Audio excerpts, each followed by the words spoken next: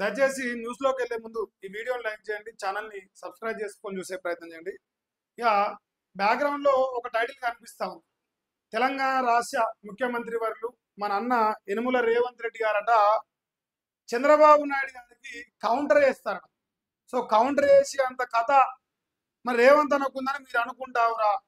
నేనైతే అనుకుంటలేదు. ఎందుకంటే రేవంత్ రెడ్డి గారి యొక్క చరిత్ర ఏందా అంటే ఆయన చంద్రబాబు నాయుడు కాడ పనిచేసిన చరిత్ర. చంద్రబాబు నాయుడు కాడ సర్వస్వం దారపోసి తెలంగాణ వద్దు, ఆంధ్రానే ముద్దు అని చెప్పేసి పచ్చరంగులో పండుకొని ఆయన అదే పార్టీ నుంచి పోటీ చేసిన వ్యక్తి. అలాంటి వ్యక్తి ఈరోజు చంద్రబాబు నాయుడు గారికే కౌంటర్ ఇచ్చేంత స్థాయికి, అంటే శిష్యుడట గురువుకే కౌంటర్ ఇచ్చే స్థాయికి ఎదిగిండు అని చెప్పేసి మీరు నమ్ముతుర్రా? నాకు కామెంట్ సెక్షన్లో చెప్పండి. నేనైతే అనుకుంటలేను. అయితే టైటిల్ ఏంటంటే బాబుతో కౌంటర్ ఎన్కౌంటర్ అని చెప్పేసి ఇలా టైటిల్ తీసుకోవడం జరుగుతుంది. మా చంద్రబాబు సైడ్ ఇట్లా అంటాడు, ఏదిరా బాబు నువ్వు కౌంటర్ నాకు కొట్లా, నీ కథ ఎంత, నీ పతారెంత, నేను ఆడంగా పోతిరెడ్డి పాడిపోక కొడుతుంది, ఇదంగా పనకచీరలు కడుతుంది, అటుపోతే నాగార్జున సార్ కుడికాలో దొరుకుతుంది, ఇన్ని రకాలుగా నీళ్ళు తీసుకపోతున్నాను ఏం చేయలేను, నువ్వు నాకు కౌంటర్కి వచ్చేంత మునగాను అని చెప్పేసి ఇలా మా చంద్రాల సార్ అంటా ఉన్నంట. సో ఒకసారి న్యూస్లోకి వెళ్ళిపోయిన తర్వాత మిగతా విషయాలు మాట్లాడతా. ఇది ఒక V6 వివేక్ వెంకటస్వామి గారి ఆఫ్టర్నూన్ ఎడిషన్లో వస్తూ ఉంది. ఏమంటారంటే కృష్ణా గోదావరి గట నీటి వాటా వదులుకోమని చెప్పేసి అంటారు. కృష్ణా విషయంలో గోదావరి విషయంలో నీటి వాటా వదులుకోమని చెప్పేసి అంటారు. మళ్ళీ ఇంతరా మరొకసారి ఏమంటే చెప్తా, అంటే వాటా వదులుకోవడం అంటే పోతిరెడ్డి పొగ కొడుతుంటే మూసుకొని పండుకోవడం, వాటా వదులుకోకపోవడం అంటే అడంగా నాగార్జున సార్ కుడికాలో తోడుకొని పోతే మూసుకొని పండుకోవడం. ఇలాగా బనకచీరలను బాజాప్తా కడతామని చెప్పేసి కాళేశ్వరం నాగం పట్టిస్తుంటే తాన అంటే తనాను నీళ్ళ వాటాను కాపాడుకోవడం అట. ఎంత దుర్మార్గమైన స్టేట్మెంట్స్ అనేది ఇక్కడ గమనించాలి. నీటి వాటా వదులుకోడంట. దృష్టి మరల్చేందుకు కొందరు చేస్తున్న సెంటిమెంట్ కుట్రలు తిప్పికొట్టాలి. ఆ సెంటిమెంట్ ఎవరు? బీఆర్ఎస్. మన రేవంత్ అన్న సక్కమైన ముచ్చట్లు చెప్తా అంటే బీఆర్ఎస్ దొంగ ముచ్చట్లు చెప్తారు. వాస్తవం కదా, ఎవరు ఏందని ప్రజలకు ఎరక. తెలంగాణ రాష్ట్రపతికి ఇంకా బ్రహ్మాండంగా ఎరక. మన రేవంత్ అన్న చరిత్ర ఉంటుంది. ఎవరు దృష్టి మలుచుకుంటే ప్రజలను పిచ్చోళం చేసి హామీలు అమలు చేసి ఎదగాక ఆడంగా ఆందోళన నీళ్ళు దోసుకపోతే నీళ్ళు ఆపలేక ఎవరు సన్నాసులకి అలా కనిపిస్తారు లోకానికి అనేది అందరికి తెలుసు. ఇంకా ఫ్యూచర్ సిటీలోట ఏఐ సిటీని ప్రత్యేకంగా నిర్మిస్తాట. ప్రపంచ వేదికపై మన బ్రాండ్ హైదరాబాద్ అట. ఏ విషయంలోనా? అప్పుల విషయంలో మనం బ్రాండ్లో ఉంది. తెలంగాణ రాష్ట్రాన్ని నాశనం చేయడంలో బ్రాండ్లో ఉన్నాం. నాకు తెలిసి మంచి విషయాలు ఏం కనిపించలేము. మంచి విషయాల్లో బ్రాండ్గా ఉన్నట్టు నిరూపిస్తే నువ్వు గ్రేటే. అప్పుల కుప్ప చేసుట్ల బ్రాండ్లో ఉన్నాం. ప్రపంచంతో పోటీ పడతా ఉన్నాం. అప్పులు చేసుట్ల దేశాన్ని దాటిపోయినామట. దేశాన్ని దాటిపోయి ప్రపంచంతో పోటీ పడతాం. ఇంకా చూడు చాలా ఉన్నాయి కదా. వచ్చే డిసెంబర్లో ఈ విజన్ డాక్యుమెంట్ అట స్వాతంత్ర వేడుకల్లో ముఖ్యమంత్రి రేవంత్ రెడ్డి గోల్కొండ కోటలో జెండా ఆవిష్కరించిన సీఎం అని చెప్పేసి మన అన్న యనుమల రేవంత్ రెడ్డి గారు ఇంకో సందర్భంగా చెప్తే మంచుకుంటుండే. అదే స్వాతంత్ర దినోత్సవం నాడు నేను అనొద్దనుకుంటాను. రేవంత్ రెడ్డి గారు మనం ఒక పాయింట్ మాట్లాడదాం.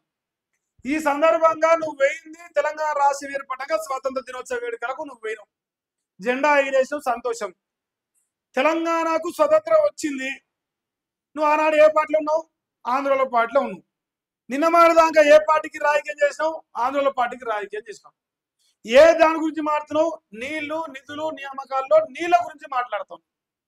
నీళ్ళ గురించి మాట్లాడే అర్హత కానీ ఆ నైతిక విలువలు కానీ నీకున్నాయా? ఎందుకంటే ఇదే ఆంధ్రలో ఇదే చంద్రబాబు నాయుడు గారు ఇదే వైఎస్ రాజశేఖర రెడ్డి గారు నీళ్ళు తోడుకొని పోతా ఉంటే నోర్లు మూసుకున్న దద్దమ్మవు నువ్వే కదా.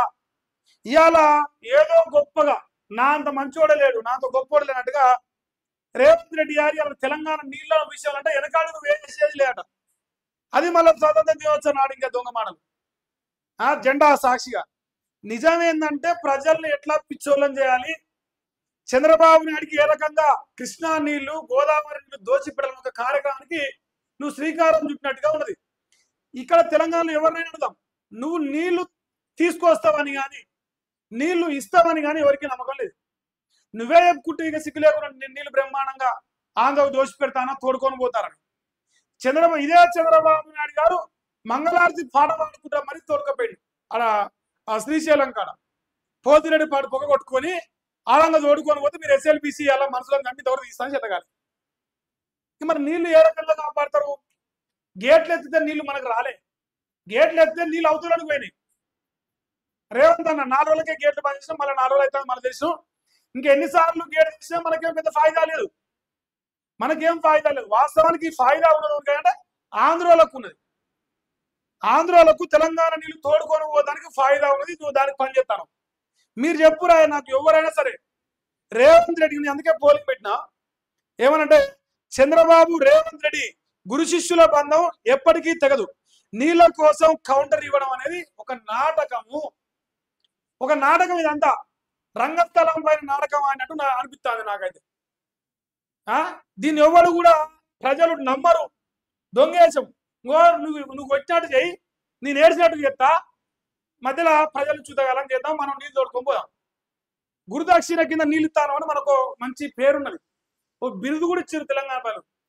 చంద్రబాబు నాయుడు గారికి గురుదక్షిణ కింద పైసలు లేదు అన్నాడు. సో అందుకే ఈనాడు ఇస్తా ఉండు గురుదక్షిణ కింద అని చెప్పేసి ప్రజలు అనుకుంటారు రేవంత్ అన్న. సో ఇది ప్రజల లోపల ఉన్న చర్చ. అయితే ఎవరిని ఎత్తులు వేసినా చిత్తు చేస్తామంట, శాశ్వత హక్కులో విజయం సాధిస్తామని చెప్పేసి అంటాడు. ఏం విజయం సాధించాలంటే చంద్రబాబు నాయుడు గారి కోసం ఎజెండాలో మోడీ అంశం పెట్టి ఢిల్లీలో కూర్చొని చర్చలు జరిపి చీకటికి సంతకాలు పెట్టుకొచ్చుకొని వచ్చి తెలంగాణకు వచ్చి ఆ ఎజెండాలు అసలు మాట్లాడలేదే అని మేమేడ మాట్లాడి మమ్మల్ని అడిగిరా? అలా ప్రశ్న ఉంచే కదా నేను నీళ్ళు ఇయ్యాలా వద్దా అనేది. అసలు బనకచర్ల కడదామని వాళ్ళు అడిగలే కదా ఫస్ట్ నన్ను అని చెప్పేసి దొంగ మాటలు చెప్పే దొంగవు నువ్వే. తర్వాత ఏం తేలింది? బనకచర్లలో మొదటి అంటారుగా నువ్వు కూర్చొని మాట్లాడిన మీటింగ్ లో ఫస్ట్ అంశమే బనకచర్ల ఎజెండాలో మొదటి అంశం. ఇప్పుడు ఈ ఇసవంటి మునగాడు ఇసవంటి మొదటి ఇట్లాంటి పత్తికింజ మళ్ళీ చెప్తే మీరు నమ్మురిగా నమ్ముతారా ప్రజలు. సో నేను అనుకుంటా ఉన్న యావత్ తెలంగాణ రాష్ట్ర ప్రజలు రేవంత్ నమ్మే పొజిషన్ లేదు, నమ్మరు కూడా. చంద్రబాబు నాయుడు గారితో ఏదో గొడవ అయినట్టుగా ఒక యాక్టింగ్ చేస్తా ఉండు, ఇది ప్రజలందరూ గమనిస్తాం. నీ యాక్టింగ్ మాకు ఎరికే. అవసరం అయితే చంద్రబాబు నాయుడు గారు పోయి మోకరిలో ఉన్నావు, మోకరిలో వ్యక్తిత్వం ఇది. ఎందుకంటే నేను దాన్ని తప్పు వాడతలేవు, నీకు రాజకీయ భవిష్యత్తు ఇచ్చినోడు కాబట్టి నువ్వు అట్లా గౌరవిస్తా ఉన్నావు. దానివల్ల నష్టపోయి తెలంగాణ బిడ్డలు నష్టపోతాను.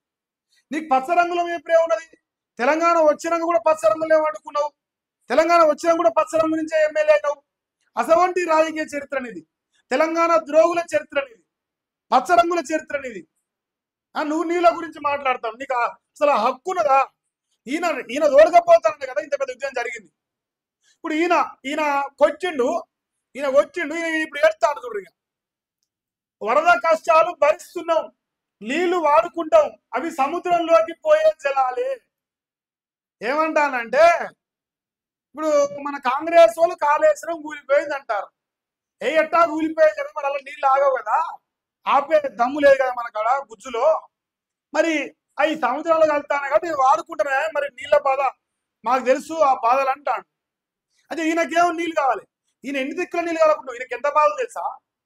ఈడంగా పోతిరెడ్డి పాటు నీళ్ళు సరిపోతుంది పొగ కొడితే 20,000 క్యూసెక్కులు వాట అయితే 80,000 క్యూసెక్కులు తోడుకొని పోయినా సరిపోతలేదు, కడుపు ఇంతలేదు. అంటే నాగార్య సార్ కుడి కాలువ ఈడంగా గేట్లు ఎత్త ముందుకే అడగా నీళ్ళు తోడుకొని పోతే అయినా సరిపోలే. ఇప్పుడు కాళేశ్వరాన్ని మేడిగడ్డ పేరుతో బదనాం చేసి 20 నెలలకి వెళ్ళి తోడుకొని పోతే ఇంకా సరిపోతలేదు నీళ్ళ కష్టాలలో. వరద కష్టాలు భరిస్తున్నాడు, భరించి నీళ్లు దండిగా తోడుకపోతారు.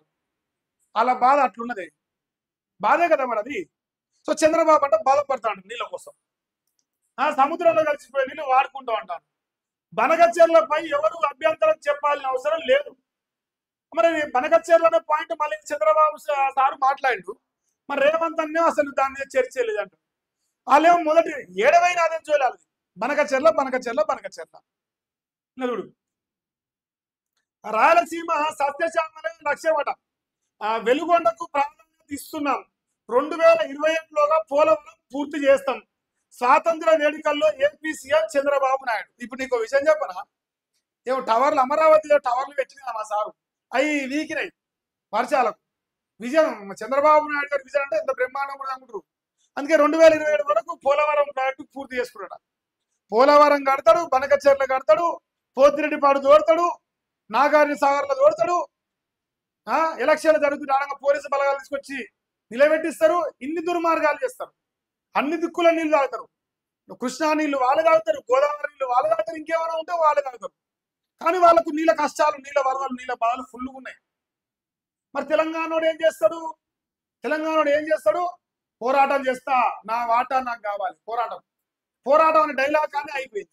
డైలాగ్ చెప్పే గ్యాప్ నీళ్ళు తోడుకొని పెట్టాలని. నీళ్ళు తోడినాక మా రేవంత్ డైలాగ్ చెప్పే కాడ ఉన్నది. ఇది ఈరోజు నీళ్ళ అంశం పైన ఈయన వచ్చిండు, ఈయన ఏడ్చిండు, మనం నవ్వినాం. ఈ అంత జోలు చూసుకొని మనం నవ్వుకోవాలి అంతే. రేవంత్ రెడ్డి గారు మీ యొక్క వ్యవహార శైలి ప్రజలు గమనిస్తారు. సో దయచేసి ఇంకా ప్రజలు పిచ్చోళ్ళని చేయకండి. పూర్తి స్థాయిలో మీ యొక్క వ్యవహార శైలి ఏంది, మీ కథ ఏంది, మీ కార్ఖాన ఏంది అర్థం అవుతుంది. ఇంకా పిచ్చోళ్ళని చేస్తా, ఇంకా మోసం చేస్తా అని అనుకోవడం నీ భ్రమ.